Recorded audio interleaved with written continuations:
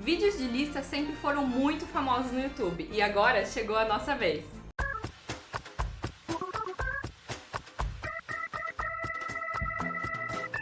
Sejam todos bem-vindos, eu sou o Perlá E eu sou a Carol. e o vídeo dessa semana é sobre alguns pontos positivos e negativos que nós encontramos na nossa viagem mais recente ao México. Mais recente, parece que a gente foi mais de uma vez.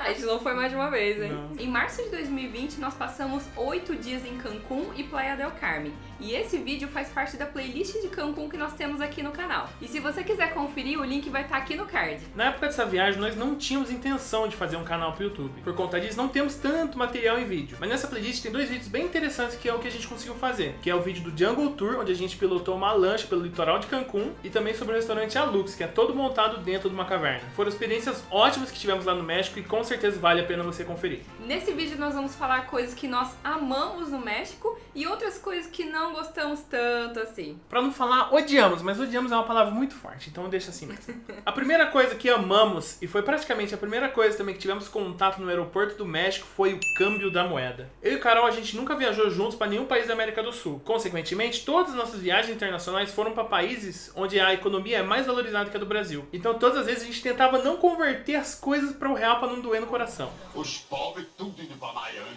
Mas no caso do México foi exatamente o contrário. Quando viajamos pra lá, a cotação usada foi que R$1 valia 4,75 pesos mexicanos. Essa nem era a melhor cotação dos últimos meses, mas pra nós foi ótimo já. Inclusive a gente anotou na nossa planilha quanto de dinheiro nós trocamos de real para peso mexicano. E durante esses 8 dias passaram 22 mil pesos mexicanos na nossa mão. É muito dinheiro. Sentimos milionários. Bacana também que a nota deles é colorida igual a nossa, então a gente tinha uma similaridade ali. Olha só, todo aquele rosa e roxo. Mas o nosso dinheiro é muito boiola. Porque a nota de dólar é toda verde, não tem graça nenhuma, sabe? Tem charme nenhum. Então o dinheiro que a gente trocava acabava rendendo bastante. Quando a gente saía pra comer durante o dia ou de noite, não gastava muito. Em restaurante que a gente comia bem, que era um pouquinho mais caro, a gente gastava por baixo uns R$100 aí pra nós dois. Mas havia também opções mais populares que a gente chegou a gastar R$50 numa noite pra nós dois também. Uma Coca-Cola 600ml no mercado ou um lanche no McDonald's chegava a custar 10 ou 5 pesos. Então tinha coisa que a gente conseguia comprar com R$1 brasileiro. Inclusive a gente chegou em mercado grande, tanto o Walmart como o mercado local deles, que chama Chedraui, que a gente fez compra de muamba mesmo, roupa pra gente, coisas pra trazer do Brasil, tudo pra uso pessoal. E lá, levando em consideração a conversão, tava mais barato alguns produtos que nos Estados Unidos em dólar. Inclusive, isso me faz lembrar a loucura que deve ser um americano no México, porque o dólar deles estava valendo 22 pesos. Então pra eles o dinheiro vale muito mais, cara. Deve ser um paraíso. Isso é um absurdo. Se pra gente valendo R$5 a gente fez a festa lá, você imagina 20? Deus me livre. Você tá louco. Eu ia ficar pra morar lá,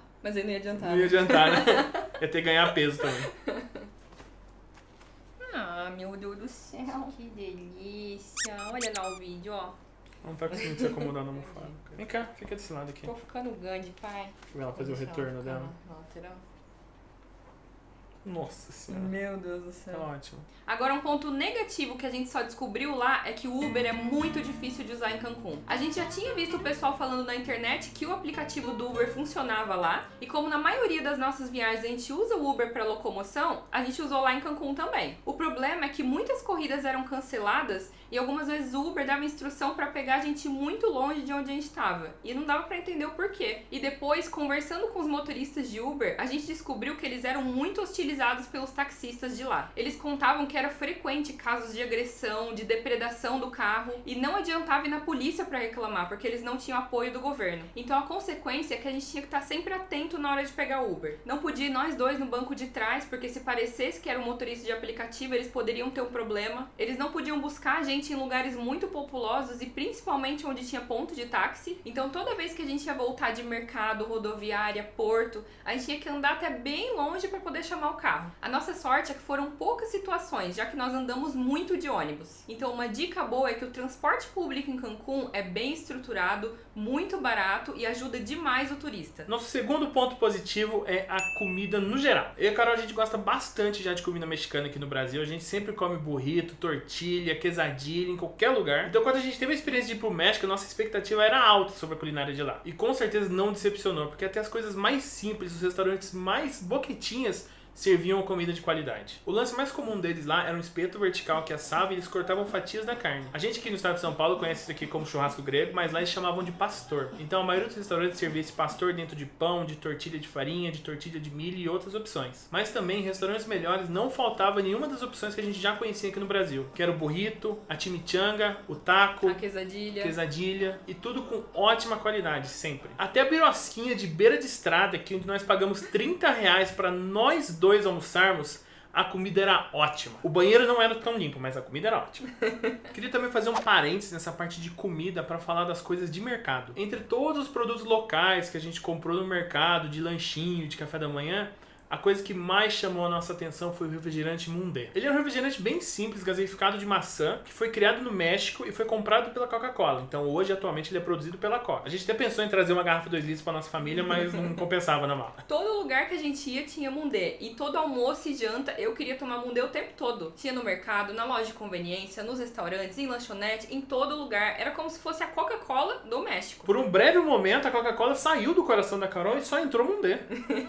É porque realmente era muito gostoso. Eu amo refrigerante de maçã e aqui no Brasil é difícil a gente achar. Então aqueles 8 dias eu tomei a maior quantidade de refrigerante de maçã que eu consegui. A Coca-Cola, sendo dona da marca agora, ela tem todo o potencial para trazê-la aqui pro Brasil, mas ela não traz. Por quê? A Poti Maçã deve fazer um cartel violento aqui na região que impede a Coca-Cola de atuar dessa maneira. Escreve aí nos comentários se você já viu a Poti em algum lugar. Porque só tem na cidade do seu pai. Só tem. Mas a gente acha de vez em quando aqui em Campinas. É muito raro. Nunca acho. O bom é que ele é mais barato que a média e sempre vale a pena. A outra coisa interessante também do México eram as tortilhas. Porque aqui no Brasil a gente gosta muito de tortilha. A gente compra uma marca que chama Rapidez, que é uma tortilha de mais ou menos 25 centímetros, que vai na frigideira ou vai no forno. Eu não sei se ela é comum nos mercados onde as pessoas vão, mas a gente compra bastante aqui. Eu só não entendo como que a Rapidez não faz uma tortilha de 30, 40, 50 centímetros pra gente fazer um burrito de qualidade. Eu sei que tem marca que produz tortilha bem grande e distribui aqui no Brasil, principalmente para restaurante que faz comida mexicana. Mas essas tortilhas não são acessíveis ao consumidor final, é muito difícil comprar elas. Eu até tentei recentemente, mas só vendem para empresa em quantidade grande e quando você quer pouco, ele é muito caro, chegando a ser R$4 por uma tortilha. Como esse é o pãozinho francês do mexicano, lá tinham muitas opções, várias marcas e vários tamanhos. Ela começava na P, que era a menorzinha que a gente tem aqui no Brasil, e até a XG, que é de mais ou menos 50 centímetros. E todas elas eram muito baratas. Para você ter uma noção, eu paguei R$6 num pacote com 10 tortilhas de 50 centímetros. A gente ficou tão empolgado que no nosso último dia de viagem, a gente encheu a mala de tortilha e trouxe aqui pro Brasil para fazer uma noite mexicana com as nossas famílias. Que além de barato, também ela era fácil de transportar. A gente colocou no meio das roupas, assim, era como se fosse a camiseta dobrada. Então sempre que a gente vê as fotos da viagem, a gente sente muita falta da tortilha, da Mundé e de todos os pratos que nós comemos lá. E se você tá gostando das nossas opiniões sobre o México, não esquece de se inscrever no canal e deixar o seu like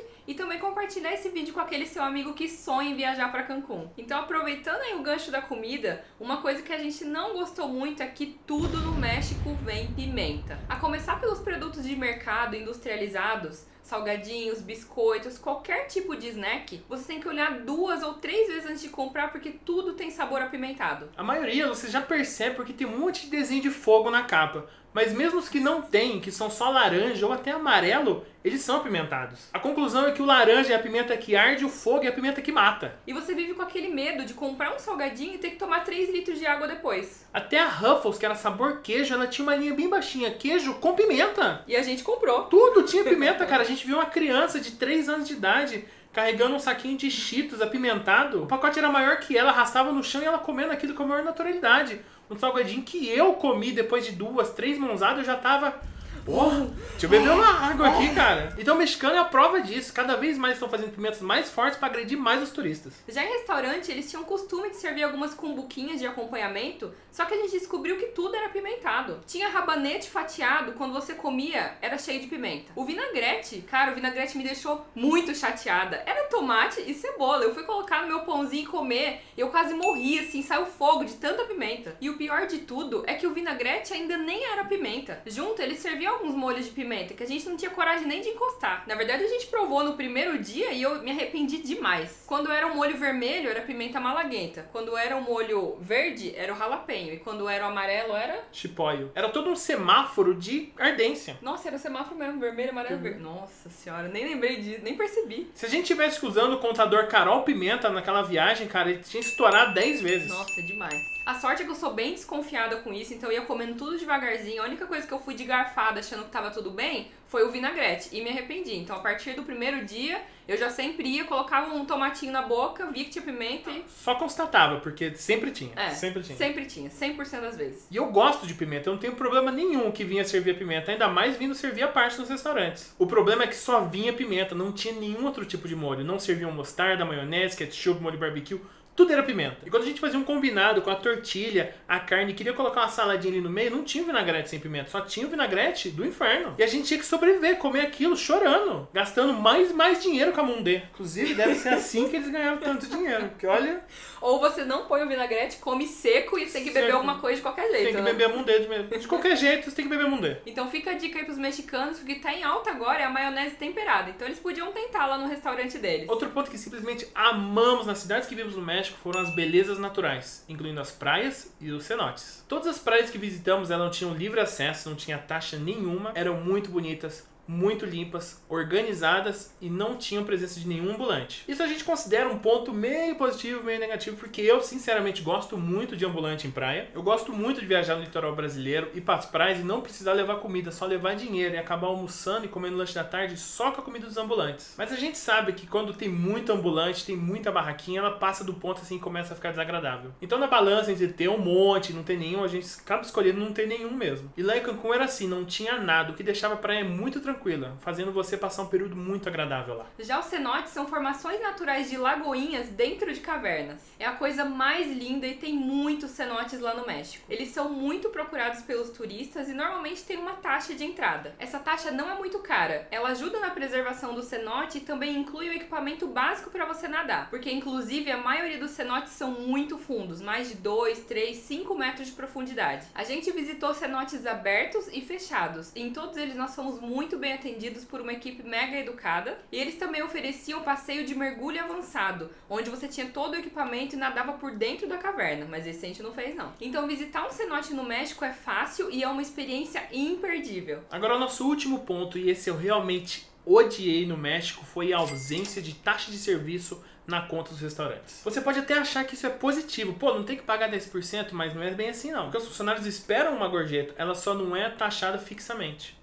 Não, aqui eu só ganho que me deixam de gorjeta. Aqui no Brasil a gente já sabe que os restaurantes trabalham com 10 a 13%. Então quando você vai pedir alguma coisa, você já tem ideia de quanto vai custar a taxa de serviço. E na hora da conta não é surpresa nenhuma, esse número já tá lá. Lá no México não, eles não colocavam essa taxa de serviço e deixavam um aviso falando que não estava sendo cobrada, mas que você podia contribuir com qualquer valor. Aí vai da sua balança moral. Se dá 5%, com certeza você está sendo um mão de vaca. Se dá 10%, você está achando que está sendo ótimo, mas ainda pode ser pouco. Porque você tem que lembrar que eles estão acostumados também com turistas americanos. E lá a taxa de serviço dos Estados Unidos é de 20% a 22%. E adicionando ao fato que o dólar lá tem uma conversão gigantesca, os americanos têm muito costume de dar gorjetas generosas para os funcionários mexicanos. Obrigado. 5 centavos? Eu peço demissão.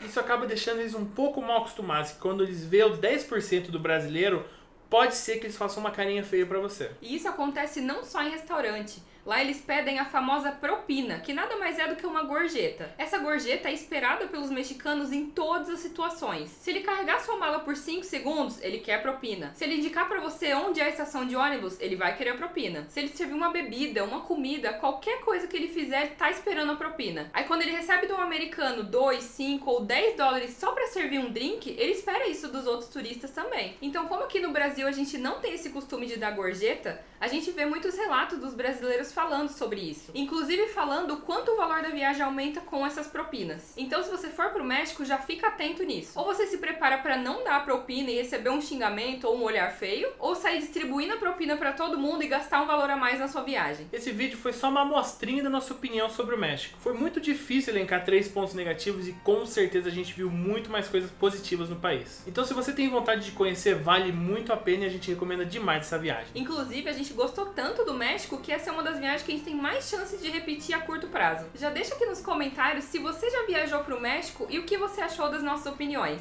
E também conta aqui pra gente o que você achou desse modelo de vídeo. A gente tá preparando um vídeo como esse de opiniões sobre os Estados Unidos, mas é muito bom sempre ouvir a sua opinião. Então deixa aqui pra gente nos comentários e até semana que vem. Tchau! Vem aqui, vem. Eu levantei, ela roubou meu lugar. Sou linda, gente. Oi galera do YouTube.